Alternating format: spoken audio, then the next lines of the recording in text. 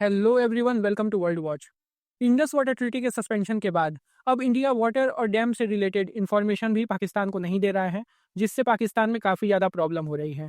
Recently पाक occupied Kashmir के मुजफ्फराबाद में झेलम नदी ओवरफ्लो हो गई, जिससे बाढ़ जैसे हालात हो गए और पाकिस्तान को वहां इमरजेंसी डिक्लेयर करनी पड़ गई। इंडिया के इस स्टेप से पाकिस्तान के मिनिस्टर्स और उनके डिप्लोमेट्स काफ़ी ज़्यादा बौखला गए हैं और वो खुले तौर पे भारत को न्यूक्लियर वॉर की धमकी दे रहे हैं। रिसेंटली पाकिस्तान के रेलवे मिनिस्टर हनीफ अब्बासी की एक स्टेटमेंट सामने आई, जिसमें इन्होंने खुले तौर पे कहा कि इनके 130 न्यूक्लियर बॉम्ब्स इंडिया की तरफ पॉइंटेड हैं और अगर भारत पाकिस्तान का पानी रोकेगा तो इसे भारत के खिलाफ यूज भी किया जा सकता है। इनके अलावा पाकिस्तान के डिफेंस मिनिस्टर और इनके x foreign minister Bilawal Bhutto ने भी भारत को धमकी दी है कि पानी को रोकना as an act of war लिया जाएगा और अगर भारत पानी नहीं देता है तो पाकिस्तान भारत पर हमला भी कर सकता है। बट इस पूरे केओस के बीच में इंडिया सिचुएशन को बहुत ही मैच्योरली हैंडल कर रहा है। रिसेंटली हमारे फॉरेन मिनिस्टर जयशंकर साहब ने विदेश मंत्रालय में 20 प्रमुख देशों के एम्बेसडर से बातचीत की, जिसमें America, Russia, Israel, China, France और इटली के एम्बेसडर शामिल थे। यहाँ पर इंडिया ने पहलगाम अटैक से रिलेटेड वाइटल इन्फॉर्मेशन शेयर किए कि कैसे इस अटैक में पाकिस्तान का हाथ है और भारत ने अभी तक क्या क्या स्टेप्स उठाए हैं। बेसिकली इंडिया अपनी पूरे केस को मजबूत कर रहा है ताकि इन फ्यूचर जो हम मिलिट्री एक्शन इनके खिलाफ लेने वाले हैं, जो कि इनएविटेबल है, उस केस को इंडिया जस्टिफाई कर सके कि जो स्टेप्स लिए गए हैं ये क्यों नेसेसरी थे और पाकिस्तान एफएटीएफ की ग्रे लिस्ट में आने के बाद भी किस तरीके से टेररिज्म को सपोर्ट कर रहा है और भारत में टेररिस्ट स्पॉन्सर्ड अटैक करवा रहा है। इसके अलावा मिलिट्रीली भी इंडिया प्रिपेयर हो रहा है।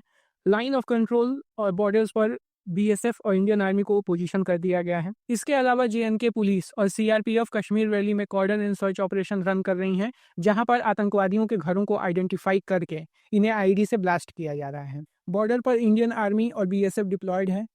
इसके अलावा इंडियन एयरफोर्स अपनी वॉर एक्सरसाइज आक्रमण इनिशिएट कर रही है, जिसमें इंफॉर्मेशन है कि राफेल को भी यूज़ किया जा रहा है। एट प्रेजेंट राफेल के 2 बेसेस हैं, एक अम्बाला में और एक हाशिमारा में। ये पूरा वॉर एक्सरसाइज आक्रमण स्कैल्प मिसाइल्स के थ्रू कैरी आउट किया जा रहा है।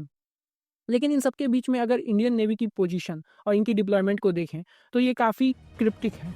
रिसेंटली एक्स पर इंडियन नेवी की एक पोस्ट आई, जहां पर इन्होंने अपनी एक लॉन्ग रेंज एयर मिसाइल की टेस्टिंग से रिलेटेड इन्फॉर्मेशन शेयर की और ये भी कहा कि anywhere, any how, any time Indian navy operational ready है। आईएनएस विक्रांत को भी अरेबियन ओशन में डिप्लॉय किया गया है, जो कि एक शेड्यूल डिप्लॉयमेंट थी। ऐसा नहीं है कि इस हमले के बाद ही इसको डिप्लॉय किया गया है, लेकिन यहाँ पर अरेबियन ओशन में आईएनएस विक्रांत अपने पूरे पैकेज के साथ डिप्लॉयड है।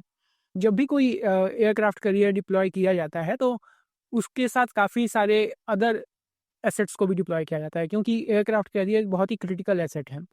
यहाँ पर आईएनएस विक्रांत के साथ फ्रिगेट, कॉर्वेट्स और डिस्ट्रॉयर्स को भी डिप्लॉय किया गया है।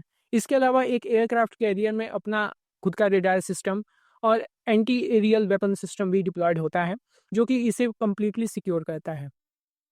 इसके अलावा आईएनएस सूरत को भी डिप्लॉय किया गया है, जिसने रिसेंटली एक लॉन्ग रेंज मिसाइल को टेस्ट किया था। और इस पूरे मूवमेंट को देख करके ऐसा लग रहा है कि इस बार इंडिया जो मिलिट्री एक्शन लेगा अगेंस्ट पाकिस्तान, जो कि इनएविटेबल है, उसमें इंडियन नेवी का क्रिटिकल रोल हो सकता है। प्रॉबेबली या तो हम कराची पोर्ट को अटैक कर सकते हैं या फिर उसको ब्लॉक कर देंगे।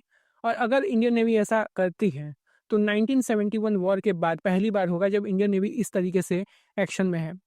1971 वॉर में इंडियन नेवी ने ऑपरेशन ट्राइडेंट चलाया था, जहां पर हमने सिंगल अटैक में कराची पोर्ट को बर्बाद किया था और 7 दिन तक कराची का पोर्ट जलता रहा। इनके सारे ऑयल इंस्टॉलेशंस और बाकी जो भी क्रिटिकल पोर्ट से इक्विपमेंट्स होते हैं वो यहीं पे हैं।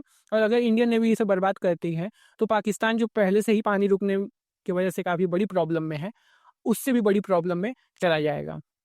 सो इंडिया और पाकिस्तान के बीच में इस समय टेंशन काफ़ी ज़्यादा एस्केलेटेड है और इस टेंशन को टोन डाउन करने की भी कोशिश की जा रही है। सऊदी के जो फॉरेन मिनिस्टर हैं उन्होंने दोनों देशों के फॉरेन मिनिस्टर से बात की है और ईरान के भी फॉरेन मिनिस्टर अब्बास अराक्ची ने ये कहा है कि वो इंडिया और पाकिस्तान के बीच में मीडिएशन करा सकते हैं, लेकिन इससे रिलेटेड अभी कोई इन्फॉर्मेशन आई नहीं है। डेवलपमेंट्स काफ़ी ज़्यादा हो रही हैं और कोई भी फर्दर अपडेट आती है तो I will make an updated video for you all. तब तक के लिए do like, share and subscribe to World watch.